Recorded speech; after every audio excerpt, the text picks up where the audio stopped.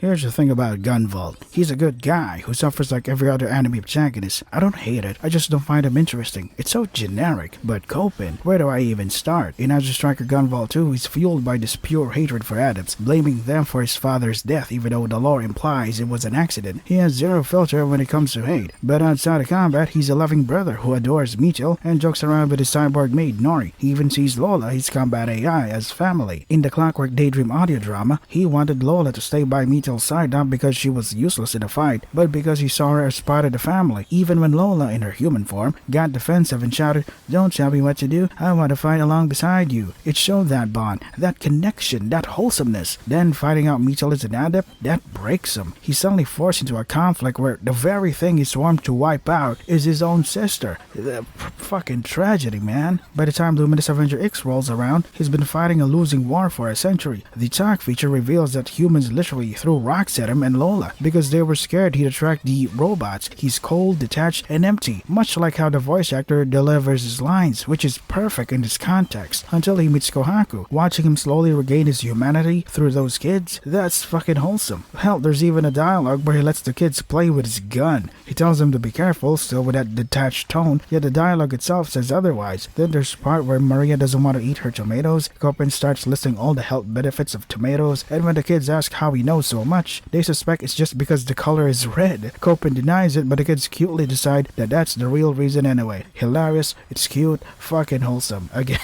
I want to see a character grow. With Gunvolt, he's just sad for a while and then moves on like it's no big deal in the games. Losing Jewel was supposed to be this world-shattering event, but then she just fuses with Lumen and stays by his side. Wouldn't the ghost of someone you cherish make some impact on your psyche? Shouldn't Gunvolt be depressed by the constant reminder of his failure to save Jewel? No, he just goes on like nothing happened in the games. I'm sure the audio dramas focusing on Gunvolt go into detail about this and might answer some questions I'm confused about, but that's the thing. I didn't find Gunvolt interesting enough in the games to give a shit about his audio dramas. Copen, however, was fun and interesting enough for me to actually dig deeper. Copen willfully leaves the one person he spent his entire life protecting. He lets Mitchell live a peaceful life with no memory of him, knowing that one day his duty might force him to kill her because she's an adept. What is he going to do when that day comes? That internal conflict, the drama of a man who has to choose between his ideology and the only family he has left. Holy shit, it's fucking awesome. This is the consequence of hating adepts most of his life. If he had actually given Gunvolt a chance to talk it out, maybe they could have found a solution. But he didn't. His actions have consequences, permanent ones. That's tragic. That's awesome. You could say that Gunvolt is pretty resilient. Sure, yet Gunvolt's resilience isn't interesting to me because I never actually see him live with the weight of the loss. Joel is gone, but she's also right there. The memory doesn't haunt him because the manifestation is literally his power source. Copen, on the other hand, is the worn-out warrior doing the right thing even if the whole world hates him. In Luminous Avenger X, he's fighting a war he's already lost a century ago. He's alone with Lola, hated by the people he's saving, and isolated from everything he once loved. But he still fights even when he loses. He's not some untouchable guy tier hero, even though most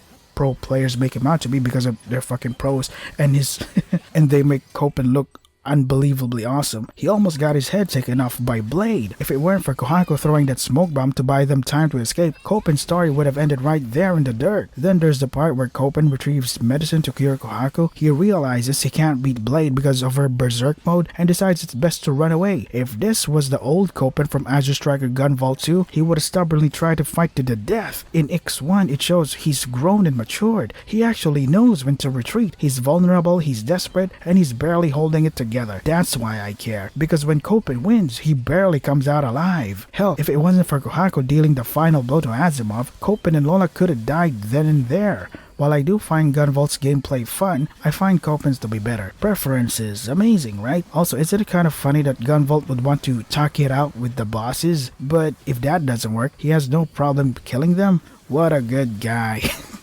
For Copen in Azure Striker Gunvolt 2, he has no problem killing adepts because he made it clear they're an abomination. Hell, the X timeline proved he was right.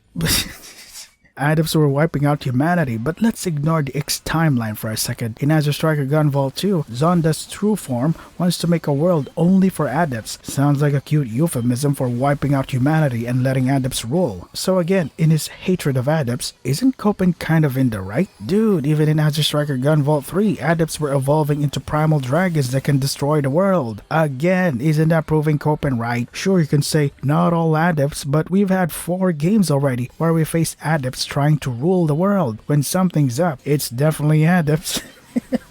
Even Sumeragi, a supposed evil corporation governed by humans, has Copen's dad as a major researcher, and the head guy is an adept anyway. To be fair, he was a human but was made into an adept, but details.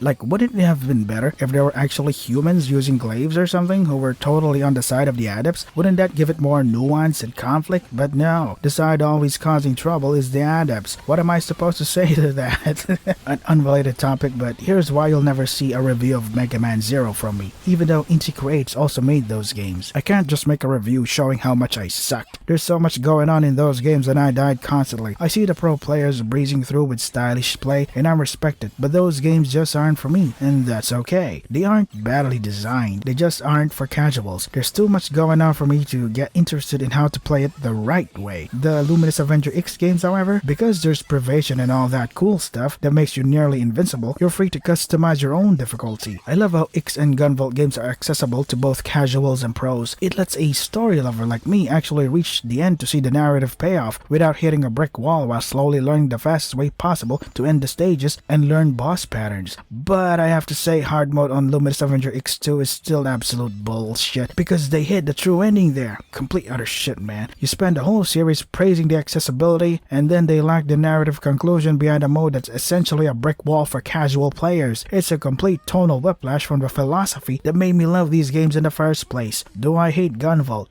Not necessarily. I just don't find the story interesting. Now, Copen, goddamn. Where do I even begin? You notice how I only have a few words to say about Gunvolt before I immediately start talking about Copen instead? It's because Copen is just more interesting. I think Inti Creates accidentally made Copen cooler than the lead, and now they're constantly disrespecting my boy because he shouldn't be overshadowing their baby goose. Gunvolt should have been the goose that lays the golden eggs, but we all saw what they did to him in Azure Striker Gunvolt 3, right? They turned the golden goose into a dog. By the way, I love all the Gunvolt games and their gameplay. I just find Copen to be the more interesting character out of all of them. Hell, Lola is another character I'm interested in gushing about, but this blabbering has gone on for long enough.